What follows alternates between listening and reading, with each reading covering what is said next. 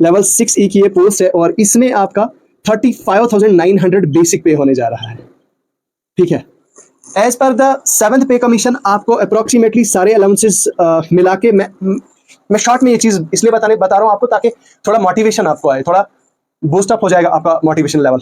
7th पे commission के according dearness allowance, HRA, medical allowance, ठीक है, ट्रेवलिंग अलाउंस, ये सारे मिला के आपकी अप्रोक्सीमेटली 78 to 79,000 ग्रॉस सैलरी बन जाती है और 74,000 के आसपास जो है वो आपको क्रेडिट हो जाएगी आपके अकाउंट में मंथली सैलरी।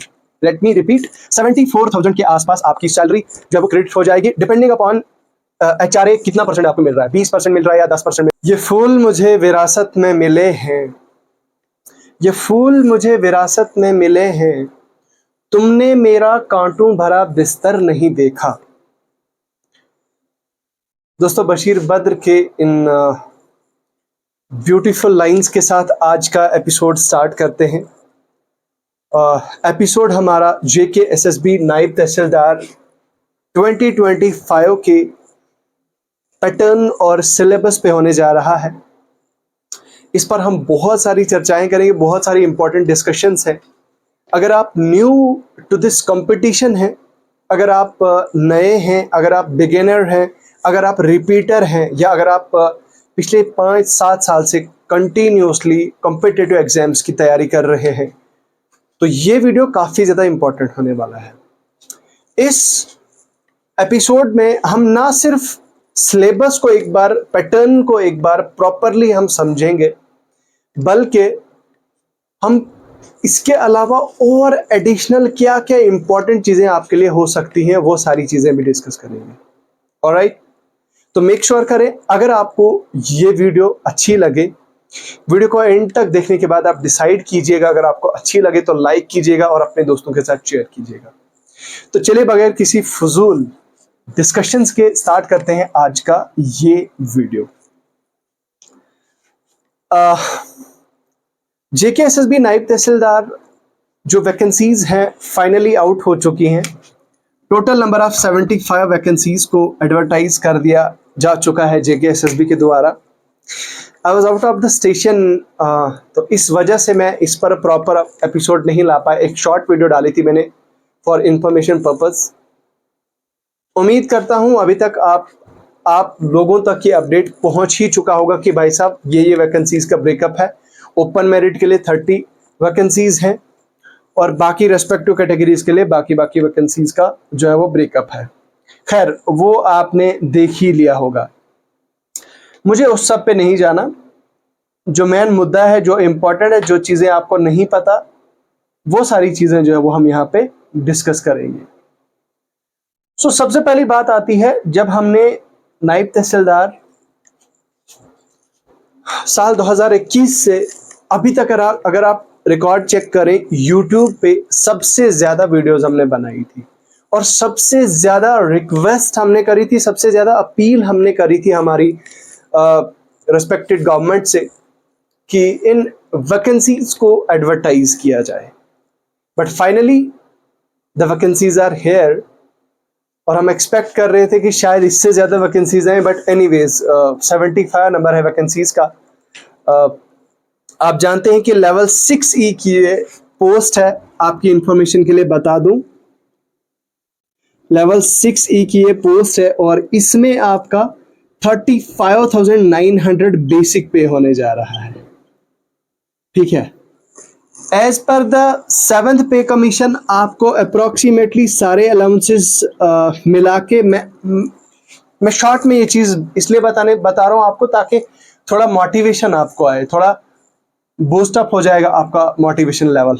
7th पे कमीशन के according dearness allowance, HRA, medical allowance, ठीक है, ट्रेवलिंग अलाउंस, ये सारे मिला के आपकी अप्रोक्सीमेटली 78 to 79,000 ग्रॉस सैलरी बन जाती है और 74,000 के आसपास जो है वो आपको क्रेडिट हो जाएगी आपके अकाउंट में monthly salary. Let me repeat, 74,000 के आसपास आपकी सैलरी जो है वो क्रेडिट हो जाएगी डिपेंडिंग अपॉन HRA कितना परसेंट आपको मिल रहा है, 20% मिल रहा है या 10% मिल रहा है, 8% मिल रहा है, कहाँ पे आपकी लोकेशन, जॉब लोकेशन है। नाउ एक और मजे की बात आपकी इंफॉर्मेशन के लिए बता दूं, यहां पे व्हाट आई वाज कैलकुलेटिंग कि भाई साहब अगर 8th पे कमीशन लागू होता है, अगर 8th पे कमीशन लागू होता है तो 8th पे कमीशन के हिसाब से आपकी सैलरी जो है वो 1 लाख प्लस हो जाएगी, और विद इफेक्ट फ्रॉम जनवरी 2025। मान लीजिए जेकेएसएसबी 3 मंथ्स में ये सारा रिक्रूटमेंट प्रोसेस कंप्लीट करती है, 3-4 मंथ्स में, और दिसंबर से पहले पहले आपकी ज्वाइनिंग हो जाती है। एंड जस्ट इमेजिन जनवरी के बाद, जनवरी से आप 1 लाख मंथली सैलरी आपको मिलने लग जाए। वो 1 लाख मैं आपको इसलिए बता रहा हूं, अगर भाई फिटमेंट फैक्टर एक चीज होती है, फिटमेंट फैक्टर खैर मैं आपको ये चीज एक्सप्लेन नहीं करूंगा वो क्या होता है, बट एक वो फैक्टर होता है जिससे मल्टीप्लाई किया जाता है बेसिक पे को। अब मान लीजिए ये माना जा रहा है कि भाई 2.85 अगर फिटमेंट फैक्टर रखा जाता है तो भाई बेसिक पे उस हिसाब से, मतलब 2.85 आपकी बेसिक पे को मल्टीप्लाई करेगा and it will go around 1 lakh plus, around 1 lakh. Alright, ठीक है, तो ये एक मोटिवेशनल पंप था आपके लिए जो काफी ज्यादा जरूरी था। Now coming to the syllabus and the pattern. देखो भाई, सबसे पहले आपका पेपर 1 होगा। पेपर 1 आपका OMR बेस्ड होगा, ठीक है, OMR बेस्ड आपका पेपर होगा। और OMR पेपर में आपका, आप जानते हैं जो सिलेबस है वो सिलेबस मैंने यहाँ पे मेंशन करके रखा है, I'll give details, more details about it। उसके बाद पेपर 2 होगा आपका उर्दू डिस्क्रिप्टिव और क्वालिफाइंग। उर्दू को लेके नायब तहसीलदार में इंक्लूजन ऑफ द उर्दू को लेके काफी ज्यादा कंट्रोवर्सी अभी चल रही है, काफी ज्यादा पॉलिटिक्स चल रही है, काफी ज्यादा डिस्कशंस चल रही है। तो इस पर क्या डिसीजन आता है, क्या नहीं आता है, but as of now, as per the notification हम ये बात कर रहे हैं। ऑलराइट, तो उर्दू आपको डिस्क्रिप्टिव होगा, क्वालिफाइंग नेचर का होगा। और पेपर फर्स्ट में देखिए, पेपर फर्स्ट जो है, अब देखिए असल में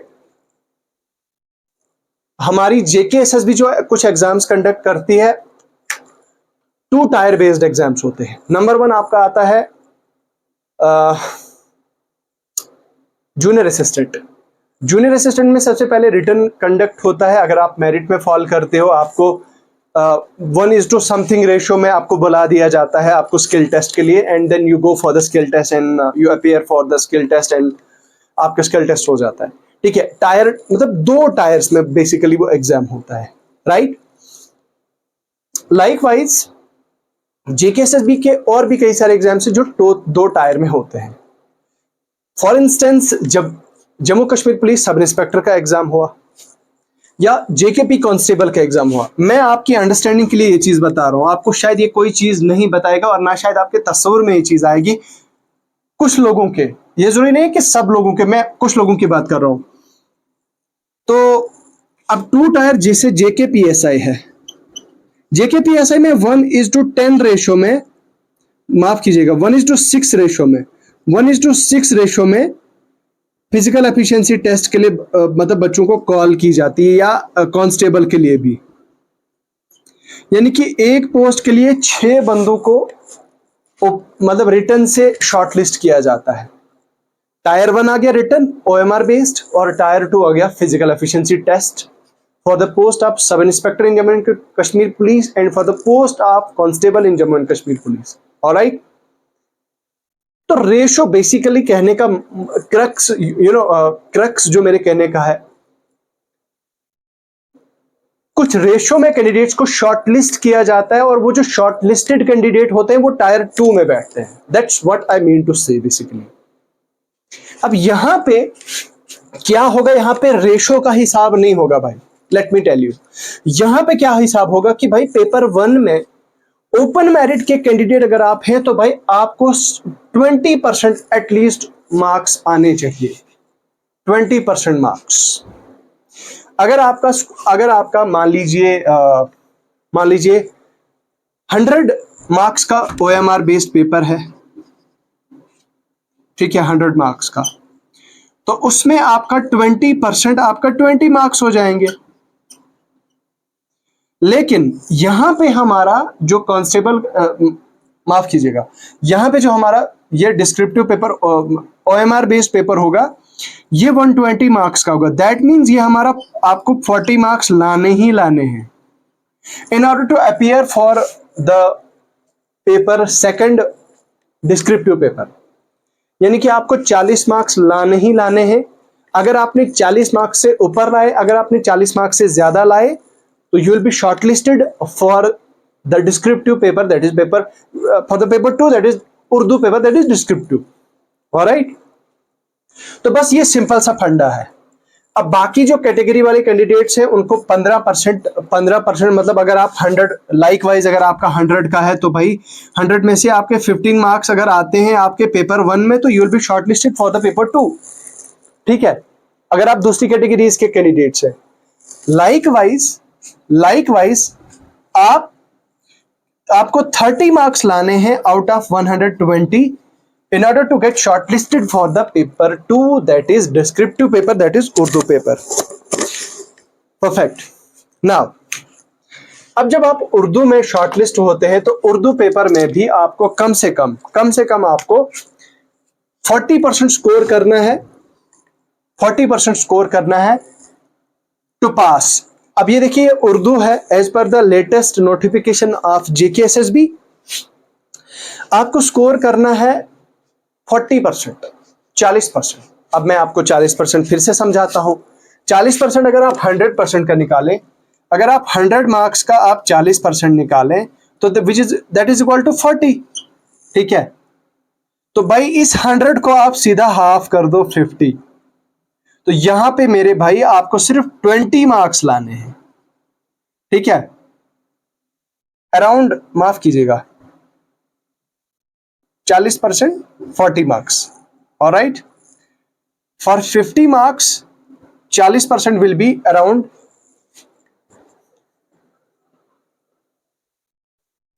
I was right। तो भाई वो 20 मार्क्स के इक्विवेलेंट होगा। तो भाई आपको 20 मार्क्स लाने हैं अगर आप ओपन मेरिट कैटेगरी के कैंडिडेट हैं। तो अगर आप दूसरी कैटेगरी के कैंडिडेट हैं तो भाई साहब आपको कितना स्कोर करना है,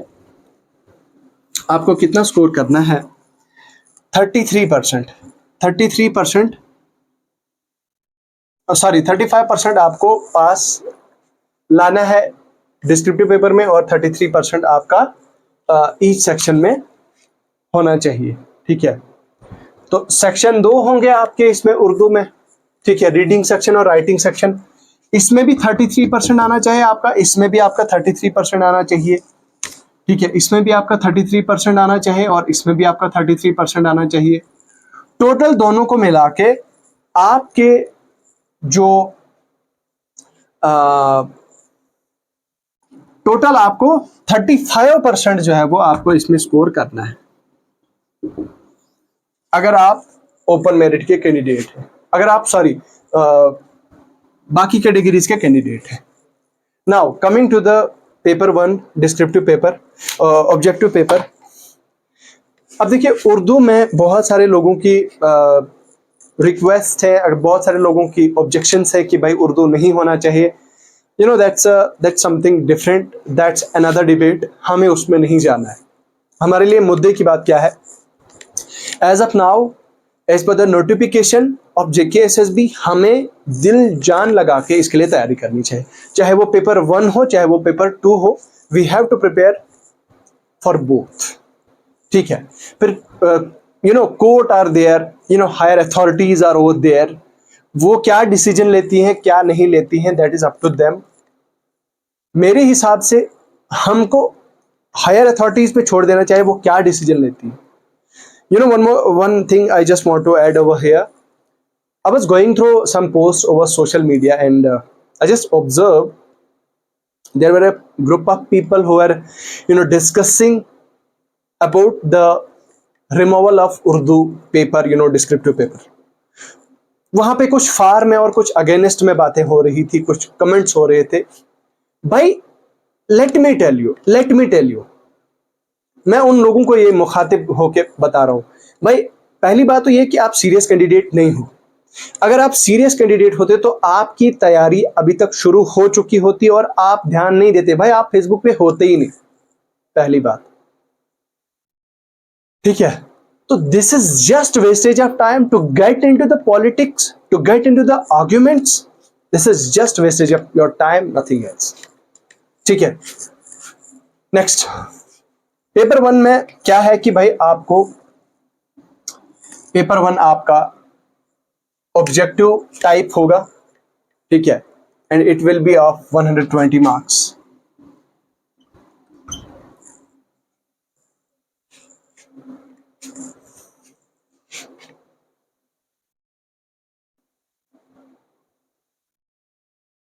ऑलराइट, 120 मार्क्स.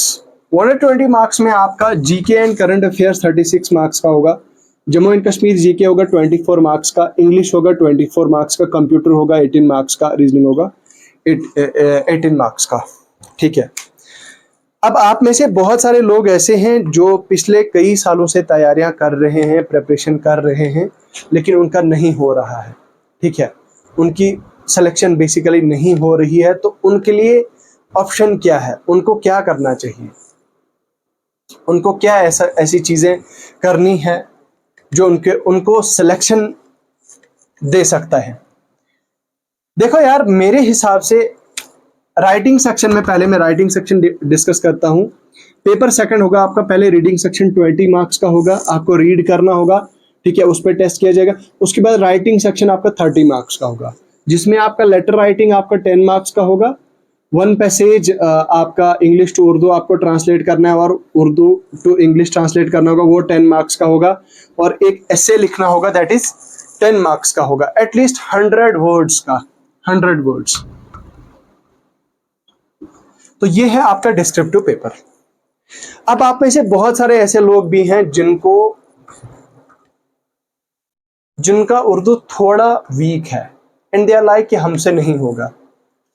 तो सबसे पहले लेट मी टेल यू, मैं बहुत जल्द एक उर्दू का डिस्क्रिप्टिव पेपर आपके सामने शो करूंगा. एक सॉलिड पेपर लेके आऊंगा और आपको दिखाऊंगा कि कितना ज्यादा इजी ये होता है. ठीक है. और थोड़ा सा बात करते हैं इसको लेके. बाकी यार, स्ट्रेटेजी क्या रहनी चाहिए, किस तरह से आपने अप्रोच करना है, कैसे आज से ही अपनी तैयारी करनी है, वो एक अलग एपिसोड बनेगा. उसके लिए एक अलग सी वीडियो आएगी, उस पर हम एक अलग डिस्कशन करेंगे. और बुक लिस्ट और सोर्सेज क्या रहनी चाहिए, उस पर भी हम अलग से डिस्कशन करेंगे. आप बिगिनर्स हैं, आप बिगिनर हैं, आप इंटरमीडिएट हैं, आप जो भी हैं, तो आपके लिए एक अलग से एपिसोड लाया जाएगा. लेकिन फिलहाल के लिए क्या करना है आपने, देखिए 120 मार्क्स में से you should aim to score 105 plus. क्योंकि कंपटीशन नेक्स्ट लेवल का होने जा रहा है, कंपटीशन बहुत हाई जो होने जा रहा है. तो भाई साहब, आप ये एक्सपेक्ट नहीं करना कि हम जो है वो बस 60 नंबर 60 मार्क्स और या 70 मार्क्स लेके आएंगे, देन वी विल क्वालिफाई और crack this exam, which is next to impossible. ठीक है. तो क्या करना है कि एम टू स्कोर 105 प्लस. अब ये कैसे करना है वो भी एक अलग से मैं एपिसोड लाऊंगा, उस पर मैं डिस्कशन करूंगा. लेकिन फिलहाल हाँ, एक और चीज मैं यहाँ पे मेंशन करना भूल गया. यहाँ पे 0.25 की नेगेटिव मार्किंग रहेगी. दैट इज आपका, अगर आप 5 क्वेश्चंस अटेम्प्ट करते हो, ठीक है, 5 MCQs, जिसमें आपका 1 ठीक होगा, 4 गलत होंगे, तो वो 5 के 5 आपके जो है वो गलत हो जाएंगे, सारे के सारे. ये है नेगेटिव मार्किंग 0.25 का मतलब मीनिंग. ठीक है. तो ये एक बेसिक वीडियो थी जो आप तक पहुंचानी जरूरी थी. बाकी आपकी क्या राय है इसको लेके, उर्दू को लेके क्या राय है, कमेंट सेक्शन में लिख के जरूर बताएं. और हाँ, जरूर हमें कमेंट सेक्शन में लिख के बताएं कि कौन सी वीडियो लाई जाए आपके लिए, जो आपके लिए हेल्पफुल हो सकती है, किस चीज पे वीडियो लाई जाए, आप जरूर कमेंट सेक्शन में लिख के बताएं. बाकी इन्हीं अल्फाज के साथ मैं रुखसत होना चाहूंगा, लेकिन जाने से पहले आप हमारी ऐप को डाउनलोड करें. हमारी ऐप का लिंक आपको वीडियो डिस्क्रिप्शन में मिल जाएगा. और हमारे टेलीग्राम चैनल को द एग्जाम काउंसलर को ज्वाइन करें. मिलते हैं